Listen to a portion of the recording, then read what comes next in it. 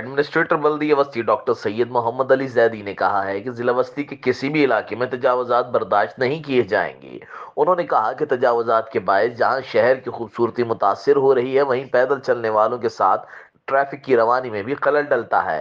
ان خیالات کا اظہار انہوں نے لیاقت آباد زون میں غریب کی پنجرہ مارکیٹ سے لے کر حسین آباد فوڈ اسٹریٹ تک تجاوزات کے خلاف کارروائی کی نگرانی کرتے ہوئے کیا۔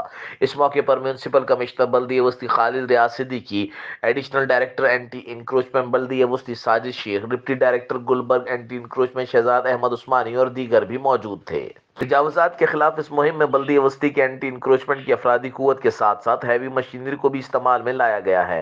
واضح رہے کہ ایسے تجاوزات بار بار تنبیہ کرنے کے باوجود بڑھتے جا رہی تھی، جبکہ پبلک ٹرانسپورٹ آنرز اور پیدل چلنے والوں کی جانب سے دیرینہ شکایات پر مذکورہ کارروائی عمل میں لائی گئی، تاکہ سڑک پر چلنے والوں اور ٹریفک کو حادثات سے بچایا جا سکے اور شہر کی شکل کو بہتر بنایا جا سکے۔